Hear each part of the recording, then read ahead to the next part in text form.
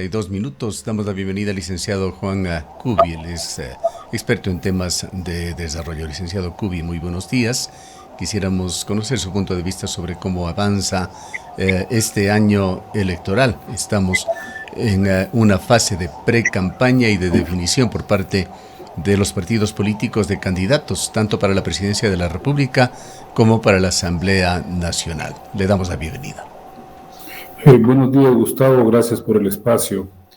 Mire, la situación del país, la situación política y sobre todo la situación electoral es tan volátil que es muy difícil hacer predicciones. Fíjese que hace apenas 3 meses el presidente Noboa gozaba de una aceptación enorme, actualmente está en franco retroceso y tenemos por otro lado la fuerza del correísmo que también tenía pues un volumen de adhesiones importante y vea en las últimas encuestas ha bajado vertiginosamente. En ese escenario creo que muchos políticos van a apostarle a ese clima de volatilidad a ver si tienen la suerte que tuvo el actual presidente de llegar a Carondelet. En lo que respecta a esta semana hubo las primeras manifestaciones que intentaron ser masivas en contra del actual gobierno de Daniel Noboa. El resultado, de acuerdo a lo que se vio y de acuerdo a los análisis que se han dado, fue más bien un nuevo logro de Noboa, que logró pasar, por lo menos en el marco de esta semana, de alguna manera consolidando las decisiones económicas que había tomado, en este caso, la elevación del precio de los combustibles. ¿Cómo vio usted estas protestas y qué futuro tienen? Ahí hay que analizar 2 puntos. El uno es un poco anecdótico, ¿no? Tal vez por casualidad se convocó a una marcha el día en que jugaba el Ecuador con la selección de Argentina y eso inevitablemente baja las preocupaciones por el tema político. La gente estaba más empeñada o más enganchada con el tema del fútbol. Pero la otra es que en una situación preelectoral donde prácticamente al gobierno le quedan 6, 7 meses de ejercicio del poder, no es muy efectivo convocar a movilizaciones y esperar que éstas sean, digamos, masivas y que sean contundentes, porque muchos sectores están más pensando en la agenda electoral. En ese sentido es bueno protestar, es bueno hacer reclamos, pero obviamente no hubo la expectativa o la respuesta que tenían las centrales sindicales. Pero a esto hay que sumar otro elemento, Gustavo, que es fundamental. En los paros anteriores hubo 2 actores que son centrales en la capacidad de paralizar el país, los choferes y el movimiento indígena. Y creo que en gran medida los choferes tienen aún más posibilidades por su propia dinámica de paralizar el país. Y esta vez lo que hubo es aparentemente, en el caso indígena, algún tipo, digamos, de negociación y con los choferes fue obvio, ¿no? Salieron a declarar que habían llegado a un acuerdo mediante el cual se frenaba la movilización. Entonces, eso obliga a los sectores sociales, sobre todo a los sectores sindicales y a los sectores que representan a los trabajadores, a replantearse sus estrategias de lucha. Ahora, lo de los choferes no fue incidental, fue parte de una estrategia del gobierno el conversar con estos sectores, con los taxistas, con los transportistas, también con representantes de bici y motos, si es que hay alguien que realmente los represente. En todo caso, lo que quisieron es romper ese nexo entre la medida que se tomaba y una eventual elevación en el precio del transporte, y aparentemente tuvieron éxito. Y en cuanto a la actuación de la CONAIE, que sin duda ha sido gravitante en otros procesos similares de protesta, no han dejado de haber especulaciones en que podría incluso haberse llegado en forma interna con algún acuerdo con el gobierno de Noboa. ¿Qué opina usted? Respecto a los choferes no hay ninguna novedad, Gustavo. Históricamente los choferes tienen agendas muy puntuales y siempre han negociado en esas condiciones con los gobiernos de turno. No es la primera vez que los choferes, previo a algún tipo de situación de convulsión social o de protesta, logran este tipo de medidas, este tipo de medidas compensatorias para sus intereses, de manera que eso no debería llamar la atención. Más bien, históricamente ha sido un error pensar que el gremio de los choferes va a actuar en función de las necesidades y las demandas del pueblo, porque están en un andarivel muy claro. Ellos constituyen un negocio y eso es lo que van a priorizar. En el caso de la CONAIE habría obviamente que analizar, yo no tengo información respecto de lo que usted señala, Gustavo, pero claro, sí llamó la atención un poco la decisión pública de no comprometerse con las protestas.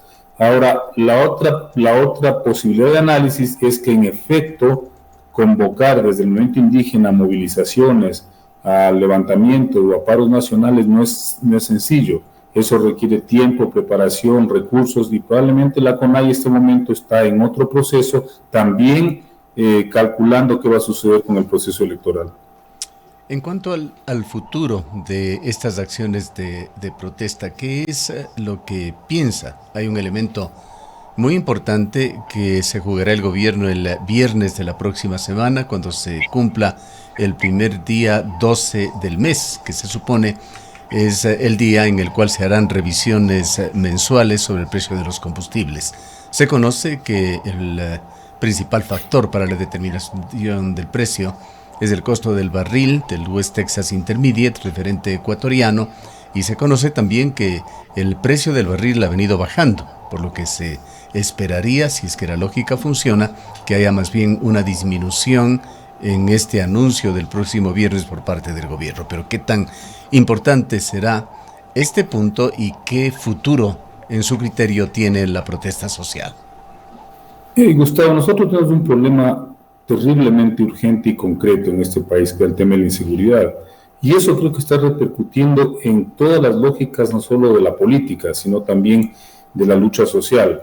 Habría que ver hasta qué punto ese factor está incidiendo en que sea mucho más complicado, más complejo generar procesos de movilización popular, porque a veces detrás de estas expresiones absolutamente legítimas de protesta suelen encaramarse los grupos criminales con otros propósitos. Eso hay que tenerlo siempre en consideración. No es lo mismo lo que ocurre ahora que lo que ocurrió hace 5 o 10 años en el país. El otro tema, Gustavo, es que el alza de los combustibles evidencia la escasa imaginación que tienen los gobiernos de turno. Siempre han pensado los gobiernos en quitar los subsidios, en subir el costo de los combustibles, porque no se les ocurre topar otras fuentes de financiamiento. Y usted sabe que la evasión y la elusión tributaria siguen siendo altísimas en este país. Una medida importante, interesante, podrá ser realmente atacar esas fuentes de evasión y de elusión de impuestos. Pero obviamente no se le puede pedir eso a un gobierno que representa a los sectores empresariales, que son los principales beneficiados de esta evasión y de esta elusión tributaria. Pero ahí podríamos encontrar nosotros fuentes para evitar tomar estas medidas que inevitablemente generan reacción, rechazo, protesta popular. Otro de los aspectos que vale la pena analizar es la escasísima obra pública que lleva adelante el gobierno, y esto trascendió a través de informes del Banco Central que hablaban de que el primer trimestre de este año se había utilizado apenas 19 millones de dólares en, destinados a proyectos de obra pública. Esto se refleja también en el área social, que tiene graves problemas, programas del Ministerio de Bienestar, de Inclusión Económica y Social, como se llama ahora, problemas en el ámbito educativo, problemas en cumplir con los GATS, continúan siendo parte del paisaje político y de esa situación de que, a pesar de todas las medidas económicas que se han tomado, del alza en el precio de los combustibles, cuyo efecto efectivamente se verá en las próximas semanas, no hay una mejora en las finanzas públicas para dejar de afectar a proveedores del gobierno y a entidades, organizaciones de la sociedad civil que dependen de los pagos del Ministerio de Finanzas. Gustavo, la crisis financiera del Estado ecuatoriano no es un secreto. Sabemos que está en una profunda búsqueda de ingresos y de recursos para más o menos, como se dice comúnmente, salvar los muebles. Creo que el gobierno está raspando la olla y obviamente eso dificulta cumplir con una serie de obligaciones. Pero también hay un problema estructural. No es solamente el gobierno central, no sé si usted vio las informaciones respecto de muchos gobiernos seccionales, gobiernos autónomos descentralizados, que también tienen el mismo problema, la escasa ejecución de obra, ¿no? Y eso habría que analizar dónde está el escollo o el obstáculo para que esto funcione. Pero además de eso tenemos otro tema que hay que analizar, y es la visión política inmediata que tiene el gobierno. El señor Daniel Noboa se centró estrictamente o fundamental o prioritariamente en el tema de la inseguridad, porque eso obviamente le va a generar una serie de adhesiones electorales que en este momento ya empiezan a verse afectadas, pero esa fue su apuesta. Y digamos, el gobierno pensó que a partir de esta lógica de combatir la inseguridad iba a satisfacer unas aspiraciones fundamentales, urgentes del pueblo. Pero eso ha tenido un límite, como ya lo estamos viendo, no solo porque eso se agota, sino porque los niveles de violencia se redujeron en un inicio, pero ya están volviendo a acercarse a los niveles previos a la declaratoria de emergencia. Entonces, en esa lógica es muy difícil que un gobierno se oriente sus políticas hacia la realización de obras que son fundamentales para el país. Entonces, entre la carencia financiera y la estrategia política electoral, es obvio que no van a tener mayor interés o mayor voluntad para hacer inversión social. Para finalizar, licenciado Cubi, ¿cómo ve el tema de la violencia, de la delincuencia? Azuay de alguna manera ha tenido un comportamiento en esta materia bastante diferente que el resto del país. Cuenca ha sido considerada como una ciudad segura, pero esta última semana fue trágica al conocer lo que pasaba en un cantón azuayo, en Ponce Enríquez, en donde se ha visto a la delincuencia, concretamente al grupo Los Lobos, a ellos se les atribuye, con acciones tan violentas como en cualquiera de los otros sitios, de las otras ciudades calificadas como más peligrosas del país. Preocupa en la ciudad de Cuenca los hechos que se han dado. Hay denuncias también, esto por parte de dirigentes barriales que lo han hecho el día de ayer, en el sentido de que la coerción a través de las vacunas se va tornando en algo bastante usual en esta urbe, mientras autoridades reconocen una actuación, una omnipresencia de los lobos. Sin esa presencia escandalosa, pues aparentemente no tienen contrapartes en esta urbe, pero están presentes. ¿Cómo ve usted este tema delicadísimo de la seguridad y los riesgos de que Cuenca pueda contaminarse también de los niveles de violencia que han mostrado otras ciudades del país? Gustavo, hasta ahora lo que ha funcionado en el tema de la inseguridad y la violencia es un clivaje, como dicen los sociólogos, regional. Es decir, prácticamente ese problema está más potenciado y más presente en la costa ecuatoriana. Y Ponce Enríquez podrá ser jurídicamente parte de la SUAY, pero en términos económicos, en términos sociales, es un cantón de la costa.